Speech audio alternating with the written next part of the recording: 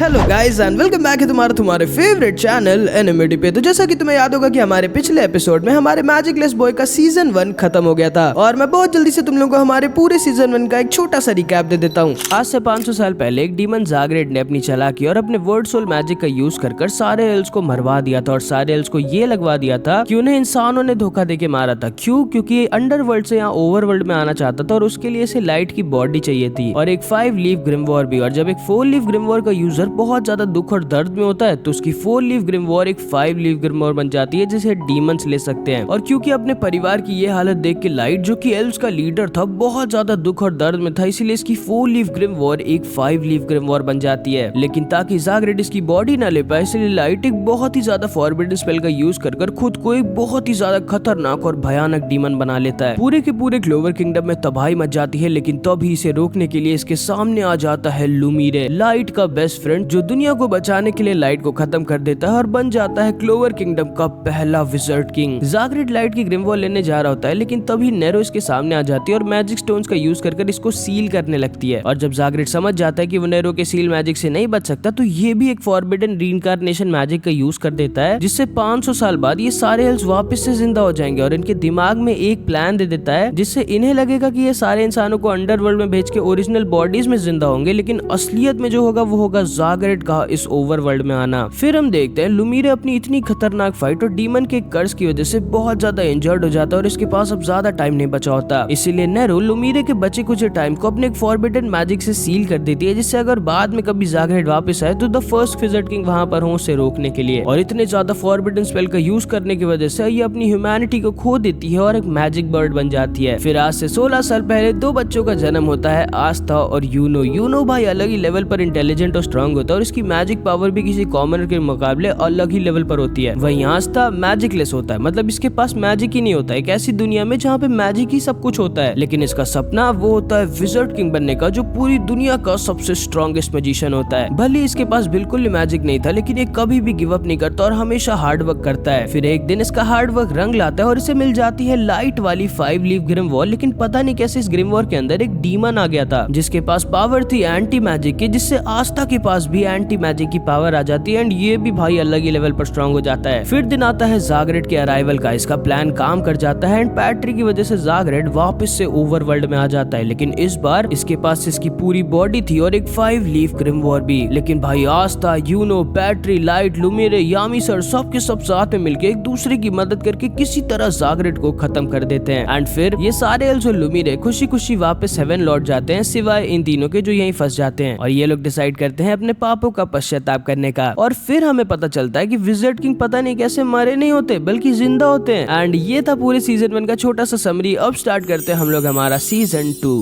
ओए जूलियस, तुम जिंदा क्यों? तुम खुश नहीं हो क्या मुझे जिंदा देख के? यामी नहीं, मैं मतलब हूँ, लेकिन तुम तो मर गए थे ना। वो मुझे खुद नहीं पता था मैं जिंदा बच जाऊंगा। असल में एक बार जंगल में घूमते घूमते मेरे सामने एक मैजिक आइटम आ गया था जिसमें हम अपना मैजिक स्टोर करके रख सकते थे। तो उसमें मैंने अपने 13 साल तक का टाइम मैजिक स्टोर कर दिया था। मुझे नहीं पता था वो मैजिक आइटम सच में काम कर जाएगा। एंड असल में विजर्ड किंग ने इस मैजिक आइटम का यूज किया था जिसको नेरो और लुमिरे ने 500 साल पहले साथ में मिलकर बनाया था, जिसमें इन्होंने अपने टाइम मैजिक को स्टोर कर दिया था जो इनके मरने के बाद रिलीज हो गया था और वापस से इनके पास आ गया था, जिससे वापस से जिंदा हो गए थे। और केवल यही है जो उस मैजिक आइटम से जिंदा हो सकते क्योंकि इनके पास ही टाइम मैजिक था। चलो अच्छा तुम जिंदा हो, फालतू में इतना इमोशनल हो गया था मैं। ये बताओ इसका क्या करना है? सर जूलियस, आप जो भी मुझे सजा देंगे मैं उसके लिए तैयार हूँ। वो तो तुम्हें मिलेगी विलियम्स। मैं तुम्हें सजा देता हूँ कि पूरे के पूरे क्लोवर किंगडम को बनाने की दोबारा से जिम्मेदारी तुम्हारी होगी। क्या? एंड विलियम्स और यामी सर एकदम शॉक रह जाते हैं। जूलियस, तुम बहुत छोटी सजा नहीं दे रहे हो इसे? विलियम्स का कसूर सिर्फ इतना सा है यामी कि उसने मुझे लाइट के बारे में नहीं बताया था। इससे ज्यादा गलती तो मेरी थी कि मैं विजर्ड किंग होने के बाद भी लाइट को रोक नहीं पाया। एंड विलियम्स बहुत ज्यादा इमोशनल हो जाता है। सर जूलियस, आपने फिर से मेरे ऊपर बहुत बड़ा एहसान कर दिया। मैं वादा करता हूँ अब मैं जिंदगी भर सिर्फ आपके लिए वफादार रहूंगा और क्लोवर किंगडम की सेवा करूंगा। एंड फिर हम इन चारों को देखते हैं जो विजर्ड किंग को देखकर एकदम शॉक्ड रह जाते हैं। विजर्ड किंग सर, मैं बहुत खुश हूँ कि आप जिंदा हो। थोड़ा सा दुखी भी क्योंकि मुझे लगा था मैं अगला विजर्ड किंग बन जाऊंगा। उसमें अभी टाइम है आस्था, लेकिन उससे पहले मुझे तुम सबको 3 बहुत जरूरी चीजें बतानी है। पहली, मैं क्योंकि अब सिर्फ 13 साल का हूँ इसीलिए मैं बहुत ज्यादा वीक हो गया हूँ और मेरे पास मेरी अब इतनी सी ग्रिम वॉर रह गई है, इसलिए मुझे नहीं लगता पहले की तरह क्लोवर किंगडम के क्रिमिनल्स छुप के रहेंगे। दूसरी प्रॉब्लम, अब क्योंकि मैं वीक हो गया हूँ और पूरे क्लोवर किंगडम में अभी थोड़े टाइम पहले इतना बड़ा अटैक हुआ है, इसलिए बहुत ज्यादा चांसेस है कि हमारे आसपास के किंगडम्स हमारी इस मुश्किल टाइम का फायदा उठाने की कोशिश करें और हम पर अटैक करें। अरे नहीं। और तीसरी प्रॉब्लम, आस्था मारा जा सकता है। क्या? लेकिन क्यों? मैं मरना नहीं चाहता। एंड ये सारे के सारे लोग एकदम शॉक्ड रह जाते हैं। देखो आस्था, तुम्हारे अंदर जो एंटी मैजिक पावर है वो एक डीमन की वजह से है और सबको ये पता है कि एक डीमन की वजह से ही इतनी तबाही हुई है और इतने सारे लोग मरे हैं। लेकिन वो सब तो उस डीमन ने किया था, मेरे डीमन ने नहीं। मैं जानता हूँ, लेकिन बाकी लोग और मैजिक कोर्ट वाले ये नहीं जानते और क्योंकि वो इतने सारे लोगों को उनकी गलतियों की सजा नहीं दे सकते, इसलिए बहुत चांसेस है कि वो सारा इल्जाम तुम्हारे ऊपर लगा देंगे ताकि वो सारे लोग जो एल्स बन गए थे उनकी भी जान बच जाए और क्लोवर किंगडम के लोग भी खुश हो जाए और उन्हें तसल्ली मिल जाए। लेकिन ये तो गलत है। और मैं ही क्यों? और कौन है ये मैजिक कोर्ट? एंड असल में क्लोवर किंगडम में भी हम लोगों की दुनिया की तरह एक कोर्ट होता है जिसका नाम होता है मैजिक कोर्ट। और सही बात है, मैजिक कोर्ट वाले इतने सारे मैजिक नाइट्स को तो सजा दे नहीं सकते थे जो एल्स बन गए थे और इतनी तबाही मचाई थी। और क्लोवर किंगडम के लोग भी बहुत ज्यादा गुस्सा और दुखी थे इतनी सारी तबाही और इतने सारे लोगों की मरने की वजह से। इसीलिए मैजिक कोर्ट वाले जिनको टॉप की रॉयल फैमिलीज चलाती है उन्होंने डिसाइड किया होता है वो आस्था के ऊपर सारा इल्जाम डाल देंगे, जिसने उल्टा इन सबको बचाया था। क्योंकि पहली बात तो सच में इसके ग्रिमवॉर के अंदर एक डीमन है और दूसरी बात ये कॉमनर भी है, इसीलिए अगर आस्था मारा जाएगा तो इसका डीमन भी इसकी ग्रिमवॉर के अंदर ही फंसा रहेगा और सारे के सारे क्लोवर किंगडम के लोगों को तसल्ली भी मिल जाएगी। एंड फिर हम देखते हैं आस्था, नोएल और सारे मैजिक नाइट सारे लोगों की मदद कर रहे होते हैं। एंड तभी आस्था के पास एक आदमी आता है। हेलो आस्था, मैं तुम्हारा बहुत बड़ा फैन हूँ, मुझे पता चला कि तुमने उस डीमन को हराया था। हाँ, लेकिन आप कौन हो? मैं मैजिक कोर्ट के लिए काम करता हूँ। जिसको सुन के आस्था थोड़ा डर जाता है। चिंता मत करो, हम लोग तुमसे बस उस डीमन के बारे में कुछ सवाल पूछना चाहते हैं और मिस नेरो आपसे भी। एंड फिर आस्था थोड़ा सोचता है और तैयार हो जाता है नेरो के साथ जाने के लिए, क्योंकि इसे लगा था मैजिक कोर्ट वाले इनसे बस थोड़े सवाल ही पूछेंगे, लेकिन मैजिक कोर्ट वालों का प्लान कुछ और था। हथकड़ी पहना के सवाल कौन पूछता है भाई? चुप रहो।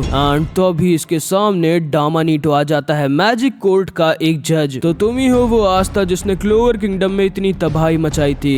मुझे पता था कि ये कॉमनर सही नहीं है, आप लोगों को गलत फहमी हुई है। चुप रहो डीमन। एंड तो अभी जितने भी कोर्ट रूम में सारे के सारे नोबल्स बैठे थे ये आस्था और नेरो के बारे में बहुत उल्टा सीधा बोलने लगते हैं। आस्था को यकीन नहीं होता कि कितने बुरे लोग बैठे होते हैं यहाँ पर जो बिना कुछ जाने आस्था और नेरो को इतना उल्टा सीधा बोल रहे होते हैं। मार डालो इस कॉमनर को। सारे कॉमनर्स ऐसे ही होते हैं क्या? मार दो इन दोनों को, मार दो, मार डालो इस कॉमनर को। मेरी बात तो सुनिए आप लोग। अब सुनने के लिए कुछ नहीं रह गया डीमन, तुमने जो भी किया है उसकी सजा तुम्हें जरूर मिलेगी, नहीं तो। तो अभी मैजिक कोर्ट में डामानीटो मैरी को लेके आ जाता है। मैरी, इसको तो तुम जानती होगे डीमन, इस लड़की ने थोड़े दिनों पहले उस अटैक में कई लोगों की जान ली थी। अब ये तुम्हारे ऊपर है, या तो अपनी गलती को मान लो कि तुमने ही अपने डीमन से इन सबको कंट्रोल किया था और इन सब से वो सारे बुरे काम करवाए थे और चुपचाप अपनी सजा को मानकर अपनी जान दे दो, या फिर इसकी तरह बहुत सारे मैजिक नाइट्स को अपनी जान देनी पड़ेगी। एंड आस्था एकदम शॉक्ड रह जाता है, ये समझ जाता है कि पूरा प्लान पहले इसके खिलाफ बन चुका है। अब हम सबको अपना असली चेहरा दिखाओ डीमन। एंड तभी ये सारे लोग मैरी के ऊपर अटैक कर देते हैं। एंड ऑब्वियसली भाई आस्था मैरी को कुछ होने नहीं दे सकता था, तो तभी ये अपने डीमन फॉर्म में आ जाता है और मैरी को बचा लेता है। वो देखो, वो रहा वो डीमन, मार डालो इसे जल्दी, कितना खतरनाक है ये, मार डालो। तो ये है तुम्हारा असली चेहरा? हाँ डीमन, मैं जानता हूँ तुम चाहो तो यहाँ से आराम से भाग सकते हो, लेकिन भाग के तुम जाओगे कहाँ? पूरे के पूरे क्लोवर किंगडम को तुम्हारी सच्चाई पता चल चुकी है। सबको पता चल चुका है कि तुम ही वो डीमन थे जिसने वो सारी तबाही मचाई थी। एंड इन लोगों ने पहले ही पूरे क्लोवर किंगडम में न्यूज फैला दी थी कि आस्था ने वो सारी तबाही करवाई थी, जिसको देखकर ये सारे लोग एकदम शॉक्ड रह गए थे। और हाँ, अगर तुम इस किंगडम से बाहर भाग गए तो तुम्हारी सजा तुम्हारे हाजे विलेज वाले परिवार को मिलेगी। एंड भाई अब आस्था को कुछ समझ नहीं आ रहा था वो क्या करे। जितने भी लोग वहाँ बैठे थे सबके सब बस एक ही चीज डिमांड कर रहे थे, आस्था की मौत, उस क्राइम के लिए जो उसने किया भी नहीं। अब तुम कुछ नहीं कर सकते डीमन, चुपचाप अपनी सजा को कबूल करो और खत्म हो जाओ। आस्था सांस तक नहीं ले पा रहा होता क्योंकि ये इतना ज्यादा डर गया होता है, इसे समझ नहीं आ रहा था कि ये क्या करे। लेकिन तभी मैजिक कोर्ट की साइड की दीवार पूरी की पूरी टूट जाती है एंड इन सारे लोगों के सामने खड़ी होती है पूरी की पूरी the black bull squad. And obviously भाई इनके रहते आस्था को थोड़ी कुछ होने वाला था। एंड तभी यामी सर कहते हैं, मुझे फर्क नहीं पड़ता तुम मैजिक कोर्ट वाले कौन हो, हो, क्या करते हो और कितने इम्पोर्टेंट हो, लेकिन अगर उस गधे को कुछ भी हुआ तो मैं इस पूरे मैजिक कोर्ट को मिट्टी में मिला दूंगा। सिर्फ आप ही नहीं यामी सर, मैं भी, और मैं भी, मैं भी, मैं भी, मैं भी। हाँ, तुम कितने बेवकूफ हो आस्था, लेकिन कोई बात नहीं, चिंता मत करो, तुम्हारी पूरी स्क्वाड यहाँ पर आ गई है बच्चे, तुम्हें बचाने के लिए। एंड तो भी मैरी की ऐसी हालत को देखकर गॉज गुस्सा आ जाता है और पूरे के पूरे मैजिक कोर्ट में तबाही मचा देता है। नेरो भी अपने मैजिक से अपनी चेन्स को तोड़ देती है। ये भी भाई एक ब्लैक बुल्स की मेंबर बन गई होती है। यामिसु के हीरो, तुम जानते हो ना अगर तुमने इस डीमन की मदद की तो तुम्हारी स्क्वाड का क्या होगा? नहीं, और मैं जानना भी नहीं चाहता। तो ठीक है, जैसी तुम्हारी मर्जी। एंड तभी डामानीटो अपनी मैजिक स्पेल से इन सारे के सारे ब्लैक बुल्स मेंबर के मैजिक को बहुत ज्यादा कम कर देता है। एंड इसका मैजिक स्पेल भी बहुत खतरनाक होता है क्योंकि अब इतने कम मैजिक से ना तो ये लोग सबसे लड़ सकते थे और ना ही यहाँ से भाग सकते थे। लेकिन तभी आस्था भाई अपनी नई एंटी मैजिक स्वॉर्ड का यूज करता है और डामानीटो की स्पेल को कैंसिल कर देता है, जिससे इन सब का मैजिक पावर वापस से नॉर्मल हो जाता है। एंड यामी सर डामानीटो के ऊपर हमला बोल देते हैं। लेकिन तभी वहाँ पर कैप्टन नोजेल और कैप्टन फुगिलियोन आ जाते हैं, जो किसी तरह डामानीटो को यामी सर से बचा लेते हैं। पागल हो गए हो क्या यामी? तुम एक मैजिक कोर्ट के ऑफिशियल पर अटैक करने वाले थे। सिर्फ अटैक ही नहीं, थोड़े हफ्तों के लिए इसे सुलाने वाला था मैं। चिंता मत करो आस्था, अब हम आ गए यहाँ पर। ये रहा सर विज़र्ड किंग का ऑर्डर। विज़र्ड किंग का ऑर्डर है कि आस्था को कुछ महीनों का टाइम दिया जाएगा उसकी इनोसेंस को प्रूव करने के लिए, और द ब्लैक बुल स्क्वाड को रिस्पॉन्सिबिलिटी दी जाएगी इन डीमंस के खिलाफ रिसर्च करने की। एंड क्योंकि ये खुद द विज़र्ड किंग का ऑर्डर था और 2 royal magic night squad captain इस ऑर्डर को लेके आए थे, इसलिए मजबूरन इन सारे लोगों को विज़र्ड किंग के ऑर्डर को मानना ही पड़ता है। एंड आस्था को कुछ महीनों का टाइम मिल जाता है अपनी इनोसेंस को प्रूव करने के लिए। आज तो तुम बच गए डीमन, लेकिन आखिर कब तक बचोगे? एंड फिर डामानीटो वहां से चला जाता है एंड आस्था को एक इनविजिबल हथकड़ी पहना दी जाती है ताकि आस्था कहीं भाग ना पाए और ये लोग हमेशा इसे ट्रैक कर सके।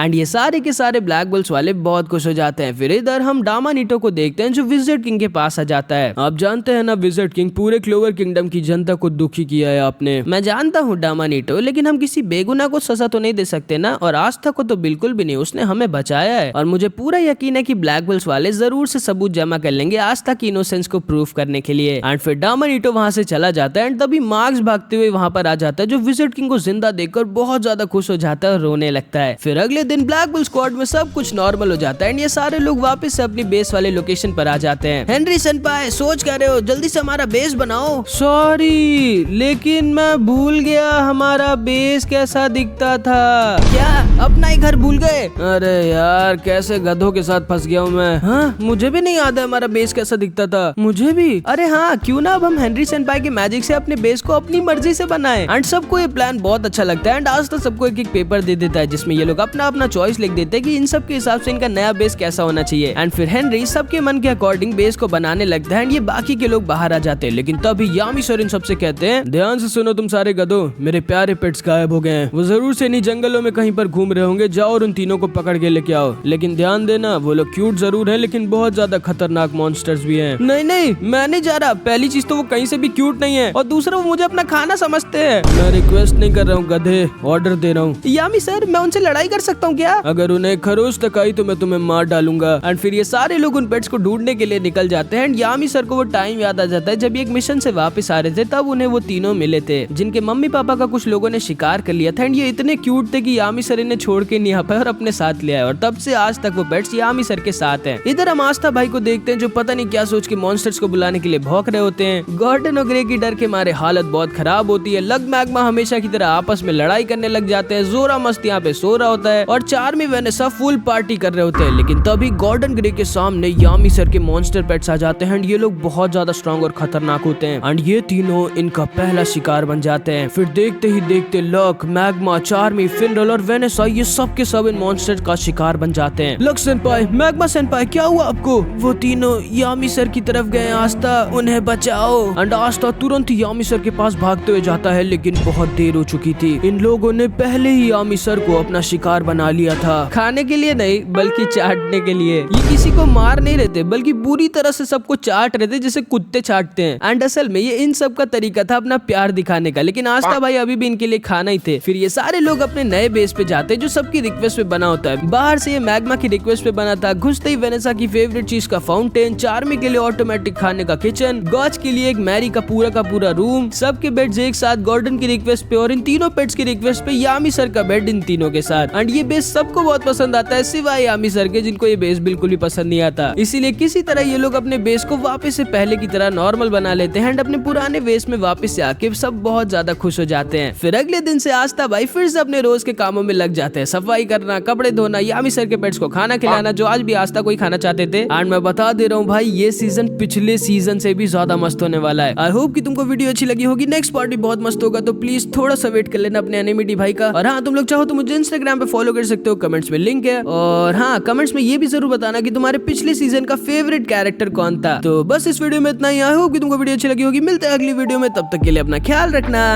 Bye bye.